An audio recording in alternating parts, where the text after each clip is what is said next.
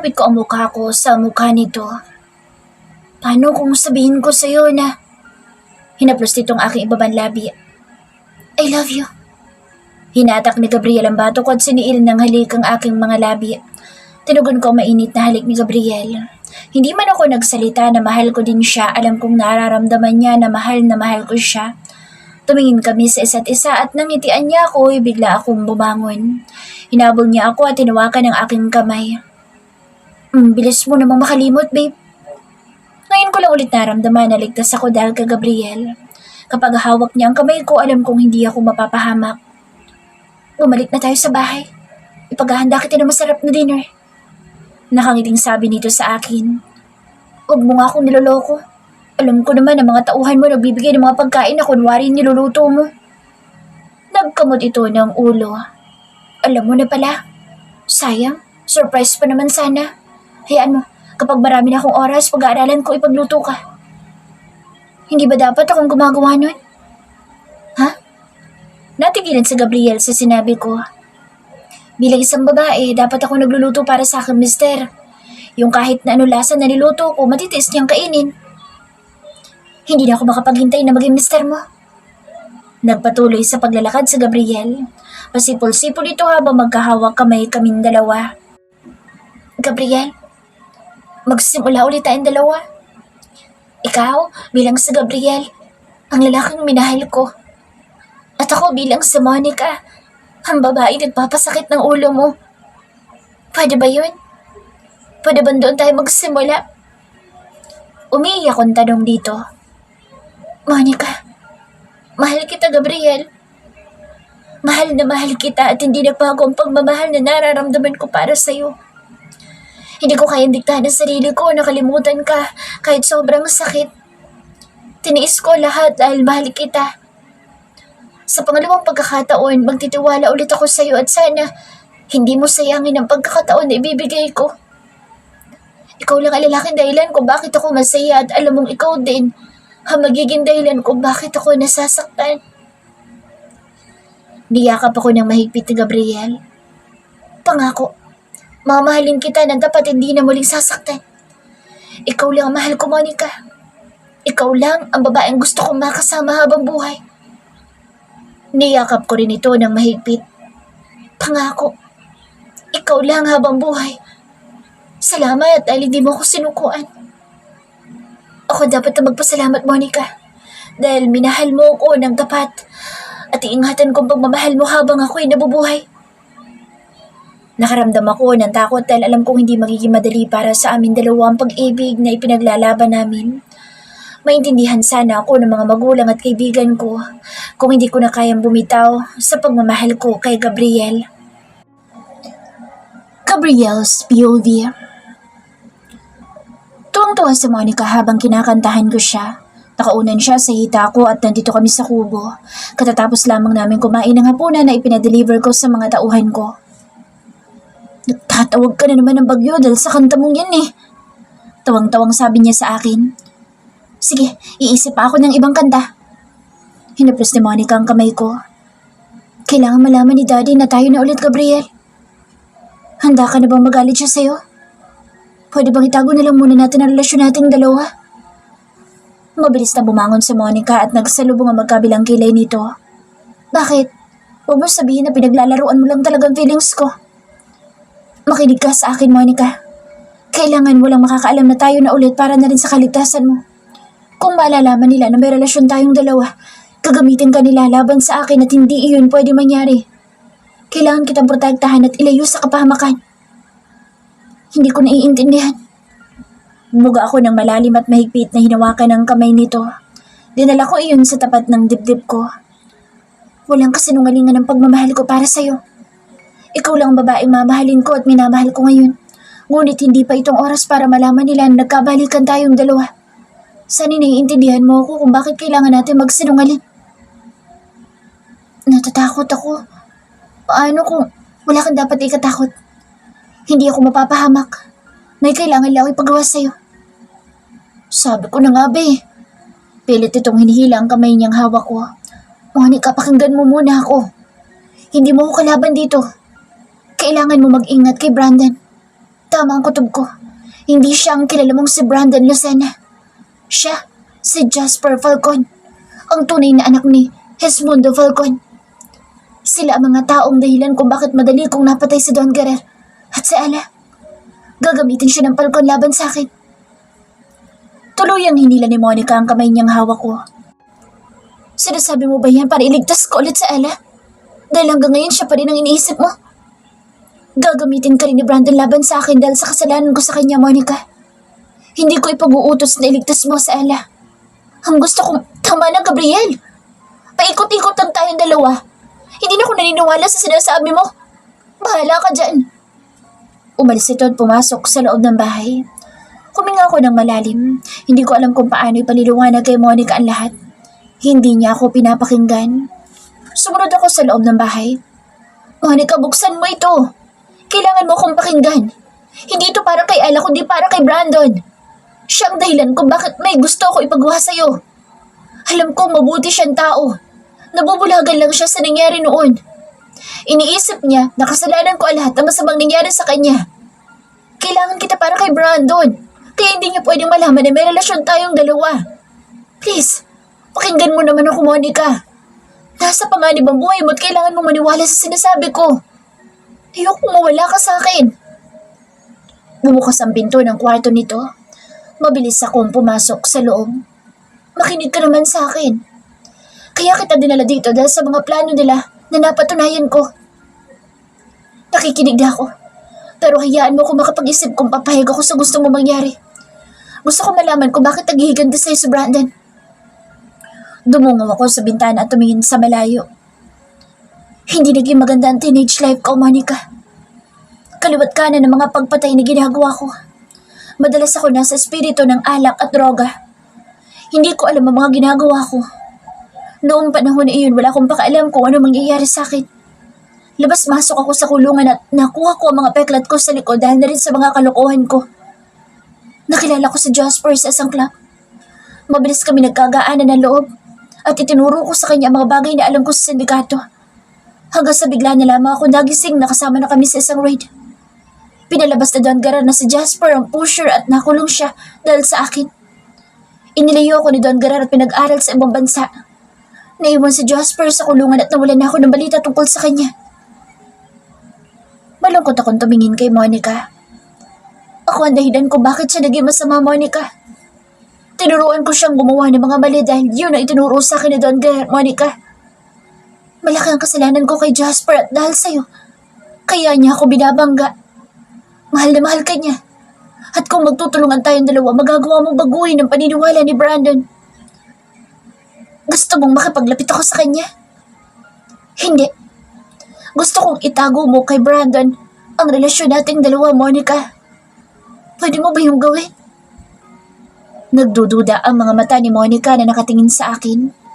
Niyakap ko na mahigpit si Monica. Magtiwala ka sa akin, babe. Kailangan lang natin silang mapaniwala na wala tayong relasyon. Natatakot ako. Paano kung ikaw naman mapahamak, Gabriel? Hindi ko kakayanin. Sinabi mo sa akin noon na may paninindigan ng tunay na nagmamahal at ngayon, maninindigan ako sa tunay na pagmamahal.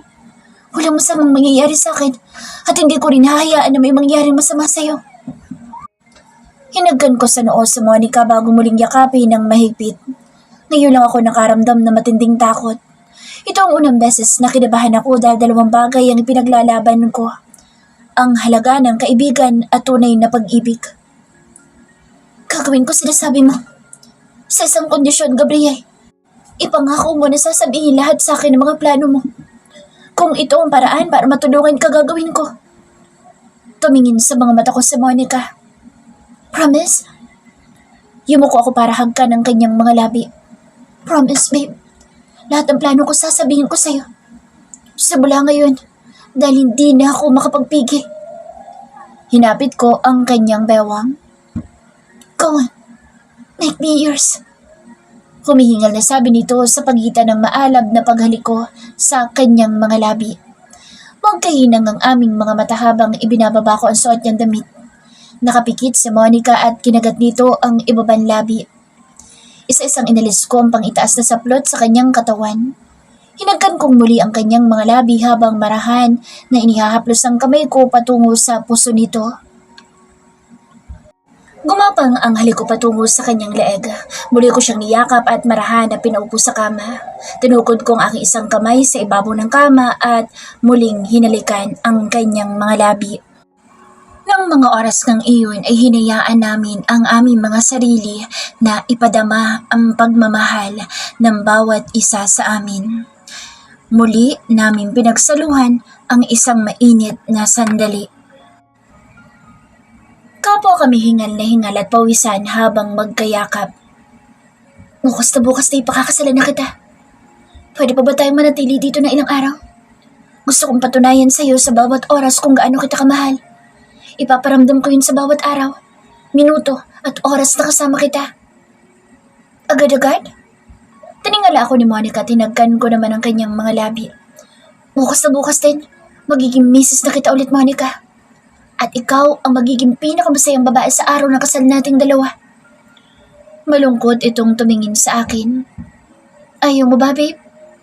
Tinukod kong aking braso para makita mukha ni Monica. Hindi pa rin kasi malalaman ng mga magulang at mga kaibigan ko ang tungkol sa pinakamasayang bahagi ng buhay ko.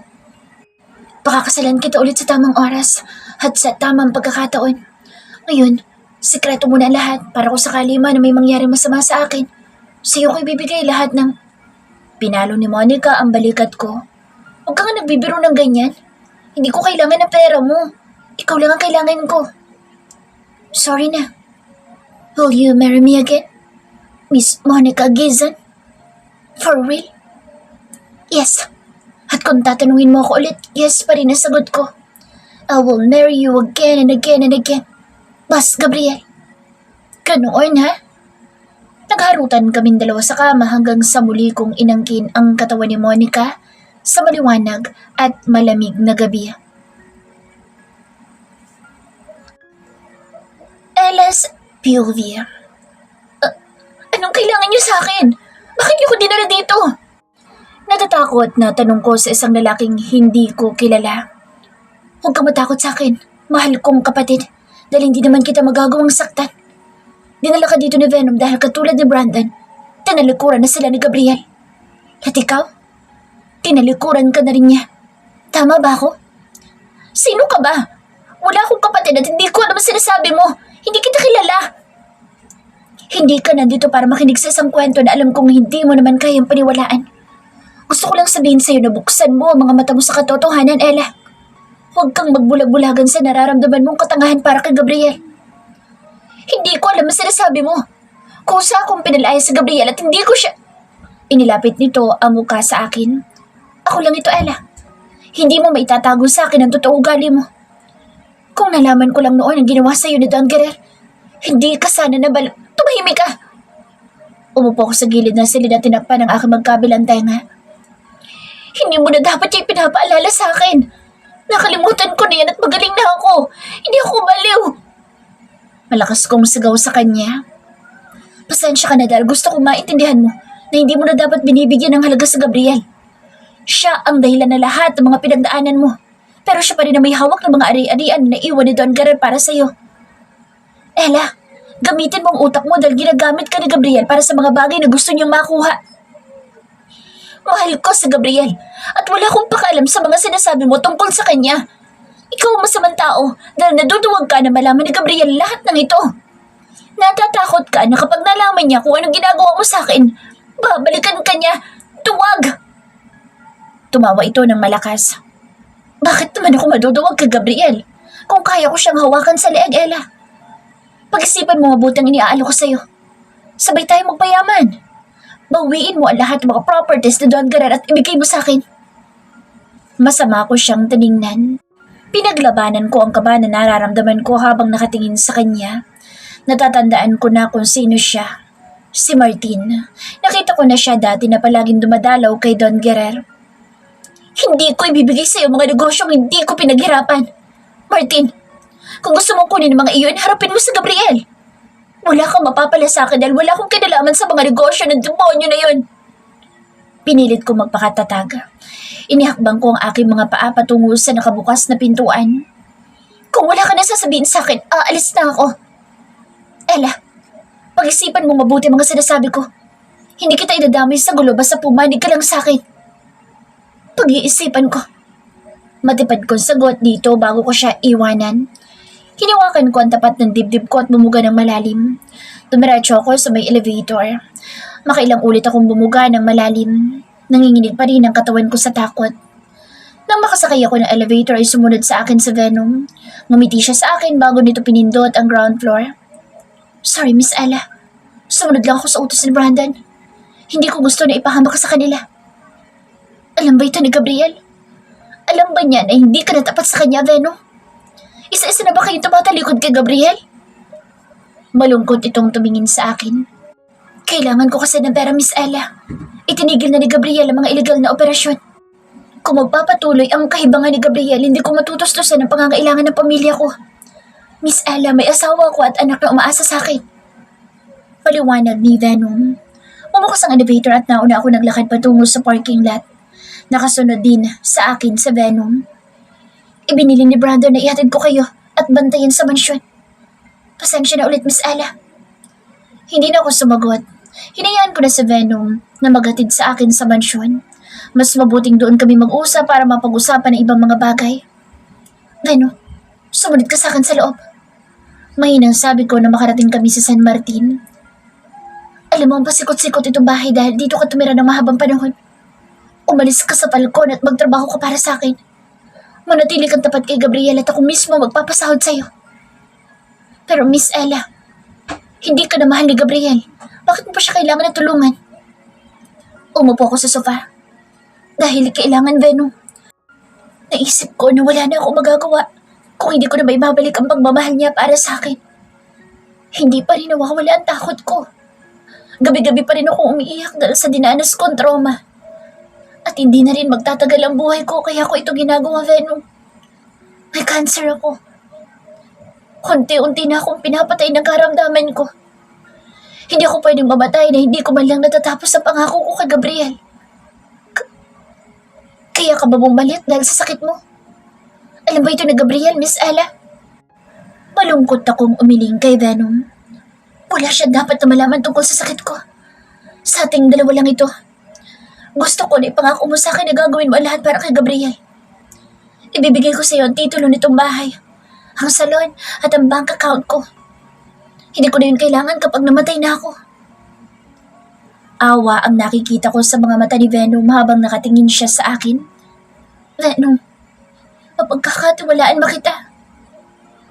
Pero Miss Ella, hindi ko alam kung kaya ko itago ng matagal ang sekreto ninyo.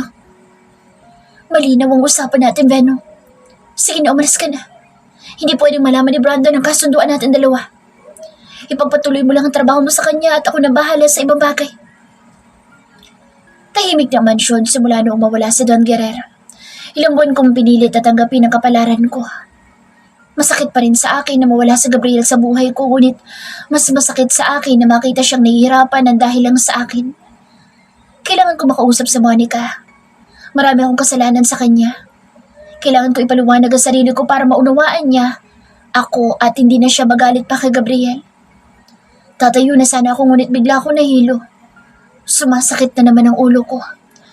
Nilapitan ako ni Jane, ang kaibigan ko at personal ko secretary sa Cebu. I need to go to my room. Mahinang sabi ko sa kanya. Sinabi ko naman sa iyo na makakasama sa iyo ang pag-iisip ng kung ano-ano. Huwag mo na ako sermonan, Jane. Pagod lang ito. At mawawala din mamaya. Hanggang kailan mo ba pahihirapan ang sarili mo para lang sa lalaking yun? Mahal ko siya, Jane. Mahal na mahal ko sa Gabriel. Ito lang ang tanging alam ko para makatulong sa kanya. Gabriel, patawad kong naging malupit ang kapalaran para sa ating dalawa. Pinahid ko ang luha sa aking mga mata. Gabriel's POV. May masama ba nangyari, Venom? Nag-aalalang tanong ko sa kanya. Isang linggo na rin na lumipas simula noong huli kami magkita nito.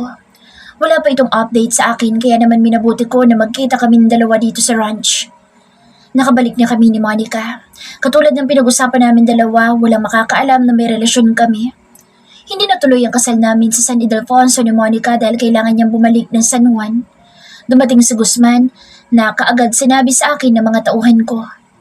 Nirespeto ko si Monica na ipagpaliban ng kasal namin dalawa ng walang basbas ang mga magulang nito na masyadong matipid magsalita. Wala naman, boss. Hindi lang ako nakapag-update dahil may ginawa ko importante. Hindi pumayag sa Ella na ibigay kay Hernan ang mga negosyong minanan niya. Inilipat niya lahat ng iyon sa pangalan ninyo, boss. Ano? At bakit yung ginawa ni Ella? Mahal na mahal ka pa rin niya, boss. At nagagawa ng pagmamahal lahat ng bagay. Pwede mo siyang kausapin. Nasa mansyon siya. Matagal kanyang hinihintay na bumalik. Baka sa lungkot sa mga mata ni Venom. May nangyari ba sa kanya? Kaya kaganyan ko magsalita? Boss, kailangan kanya. Patawarin ako ni Miss Ella pero kailangan mong malaman na hindi na siya. Hinawakan ko ang magkabilang balikat ni Venom. Tapatin mo nga ako. Ano ba talagang problema ni... Biglang nag-ring ang cellphone ko. Si Ella ang tumatawag. Sinugot ko yun habang nakarap kay Venom. Ella, gusto mo raw ako makausap? Sinabi na ba sa'yo ni Venom ang ginawa ko?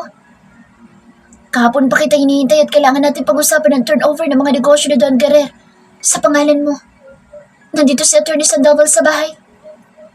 Ella, alam mong hindi ko na kailangan ng mga iyan. Hindi ko yan matatanggap dahil alam mo na hindi na kita hihintayin kita dito sa bahay. Isama mo na rin sa Monica. Gusto ko siyang makausap. Baka sa lungkod sa tinig dito sa kabilang linya. Boss, aalis na ako. Kailangan kong bumalik sa office ni Brandon. Hindi niya pwedeng malaman na wala ako dahil may tiwala na siya sa akin. Mag-uusap tayo sa ibang araw, Venom. Sige na, lumakad ka na. Palaisipan sa akin kung bakit gusto makausap ni Ella sa Monica. Pinaikot ko ang hawak ko cellphone sa kamay ko. Ilang ulit ako naglakad-lakad sa loob ng office. Umupo ko sa lamesa at sinubukan na kontakin si Monica.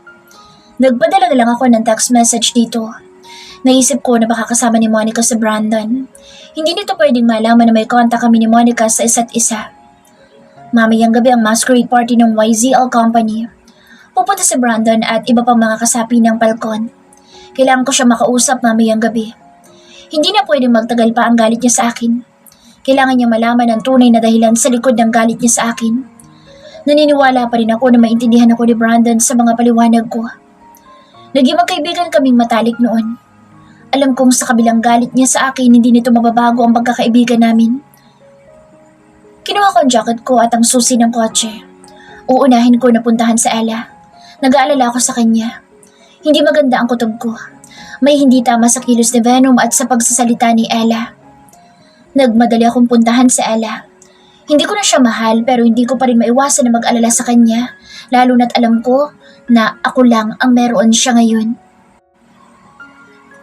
Monica's POV. Nawala ka ng ilang araw. Saan ka nagpunta? Tanong sa akin ni Brandon nang magtungo kami ni Warren sa resto bar nito. Oo. May reunion kasi kami ng mga kaibigan ko nung high school. Bale, hindi lang siya reunion kundi naging vacation din. Bala ko talagang pumunta ng Cebu dahil gusto kong kausapin si Ella. Alam mo na, to settle things. May realization kasi ako this week. Kailangan mong patawarin ang bukal sa loob mo, yung mga taong nanakit sa'yo. At buksan muli ang puso mo sa mga bagong simula. Humahabi na lang ako ngayon ng kwento para magtugpa kami ni Warren. Ngunit yung mga realization na sinasabi ko para iyon kay Brandon. Hindi pa ako handang makipag-usap kay Ella. Hindi kayang makita ko na umiiyak siya dahil ako ang minahal at pinili ni Gabriel. Ikaw, kamusta ang vacation mo? Tanong ko naman kay Brandon na nakatingin sa akin. Hindi ako natuloy. Nagbago kasi ang plano. Pero may good news ako dahil may isang bagay akong malapit na makuha. Wow, babae ba yan? Masayang tanong ni Warren. Nagkibit balikat ito at saka ngumiti. Sabihin na lang natin na pareho. Kung sasagutin ako ni Monica, magandang partner yun sa magandang balita na inaasahan ko. Sinik ako ni Warren. Wala itong alam na nagtagal ako ng 1 linggo na kasama si Gabriel. Ang tanging alam nito ay nag-usap kami ni Gabriel at nag-overnight lang kami sa isang resort.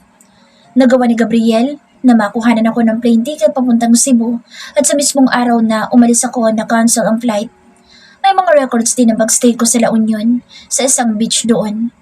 Lahat ng iyon ay nagawa ni Gabriel para lang maging makatotohanan ng kasinungalingan ko. Inaasahan ko ngayong araw ang pagdating nila daddy at mommy. Miss na raw nila ako at kailangan na ni daddy na magtrabaho at asikasuhin ang family business namin. Naku Brandon, kung hinihintay mo na sagutin ka ni Monica, matatagalan yun bago mangyari. Kilala ko ang puso ng kaibigan ko. Isang dekada yan kung mag-move on. Kung hindi lang talaga ako bisexual, hanggang ngayon siguro kami pa rin dalawa. Hindi niya na sana nakilala sa Gabriel at hindi na rin sana siya napapahamak because of him. Sinabi ko kay Warren na hindi ko pa rin pinatawad sa Gabriel. Ngunit kung alam lang nito na sumuko na ako at halos hindi ko na nga gustong bumitaw. Kung hindi lang nakausap si Daddy na huwag muna ako magpakasal kay Gabriel, baka Mrs. Montessori na naman ako. Huwag na natin siya pag-usapan. Kunwari nalungkot ako pero ang totoo ay kinikilig pa rin ako hanggang ngayon. Naging memorable ang pagstay namin ni Gabriel sa isang simpleng bahay sa gitna ng maisan at sa isang tahimik na lugar. Sorry Monica, nandito nga pala tayo para mag-relax. Itinaas ni Warren ang baso nito na may laman na soda. Nakatingin lang sa akin si Brandon. Mukhang pinapaniwalaan naman niya ako kaya hindi na ako dapat na mag-alala. Inihatid ako ni Brandon sa subdivision. Kasama ko siya ngayon sa tapat ng bahay ko at may 1 metro ang layo namin sa isa't isa. Monica, wala ba talaga akong pag-asa sa'yo? Ibig ko sabihin, wala ka bang balak na mahalin ako? Brandon, alam mo naman ang Pasko, hindi ba? Hanggang ngayon hindi pa rin talaga naghihilom ang puso ko. Na-appreciate ko lahat ng mga ginagawa mo para sa akin. Nandyan ka para protektahan ako at ipakita sa akin na pwede kong takbuhan, na pwede kong iyakan sa anumang oras. Hindi magbabagong pagtingin ko sa'yo bilang kaibigan ko. Malungkot ang mukha ni Brandon na nakatingin sa akin. Bumuga siya ng malalim at sinenyasan ako na lumapit. Inihakbang ko ang aking mga paa patungo dito. Niyakap niya ako ng mahigpit. Hindi ba talaga magbabago ang turing mo sa akin bilang isang kaibigan? Paano? Kung malaman mo na hanggang ngayon masama pa rin ang trabaho ko.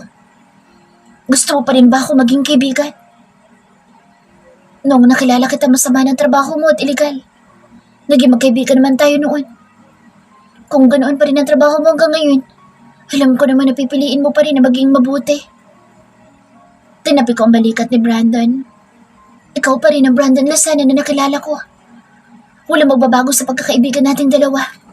At sana'y ganoon ka rin sa isang tao na naging malapit sa'yo. Naisip mo ba na kailangan ka niya ngayon? Kumunot ang noo nito habang nakatingin sa akin. Sa Gabriel ba tinutukoy mo? Oo. Kaibigan ka niya. Bakit hindi mo siya damayan? Hindi mo ba naisip na sa pagkakataong ito siya naman na may kailangan ng tulong mo? Idinistansya ni Brandon ang sarili niya sa akin. Makapangyarihan siya at maraming koneksyon. Kaya na niya sarili niya sa oras na may mangyari masama sa kanya. Hindi ko gustong pinag-uusapan ng karibal ko sa puso mo. Sige na, pumasok ka na sa loob. Dito muna ako sa labas at maglalakad-lakad. Kailangan ko palagi siguraduhin na ligtas ka dito. Salamat, Brandon. Inilabas ko ang susi na bahay ko at binuksan ang pinto. Kinawayan ko si Brandon nang tuluyan na akong makapasok sa loob ng bahay. Bumuga ako ng malalim at sumandal sa pinto. Hindi ko pa rin lubos maisip na kinakalaban na ni Brandon sa Gabriel. Binuksan ko ang ilaw ng bahay at tumiga sa sofa. Sa dami ng mga kasinungalingan ko ngayong araw, pakiramdam ko hindi na ako sa Monica. Muli akong bumangon sa sofa at nagdesisyon na magtungo sa aking kwarto. Naka-off ang ilaw ng kwarto ko habang inaalis ko ang damit ko. Maliligo na muna ako bago matulog dahil dumiretso ako kanina sa bahay ni Warren na dala ang mga pasalubong ko para sa kanya. Inayos ko ang towel na ibinalot ko sa aking katawan paglabas ko ng banyo. Ngunit laking gulat ko na lang nang makita na nakasandal sa likod ng pinto si Gabriel at may kagat-kagat na isang red rose. Good evening, babe. Nandito na ako kaninang dumating ka pero hindi ka agad ako nagpakita sa'yo. Nasa labas pa rin si Brandon, sabi ng mga tauhan ko. Mahinang sabi nito sa akin. Paano mong nabuksan ang bahay ko? Lumapit ito sa akin na malapad ang ngiti. Yumuko siya sa akin at tumingin sa akin mga mata. Because of love. Mabilis nitong hinagka ng aking leeg bago umatas. Gabriel, hindi ako magtatagal dito. Gusto ko lang na makita kita para madugtungan pa ang buhay ko. Alis ka rin? Ayaw mo akong umalis? Mapanuksong tanong niya sa akin. Humakbang muli siya palapit sa akin ngunit umatras naman ako hanggang sumapaupo ako sa kama. Itinukod ni Gabriel ang magkabila nitong kamay sa pagitan ko at inilapit ang mukha nito sa akin. Akala ko ba aalis ka na? Pinisil nitong ilong ko. Ayoko na sanang umalis kaso may importante akong pupuntahan, babe. Babalik ako agad. Hintayin mo ako rito. Hinalikan ni Gabriel ang mga labi ko at tinugon ko iyon. Naginit ang aking katawan dahil sa mapusok nitong halik.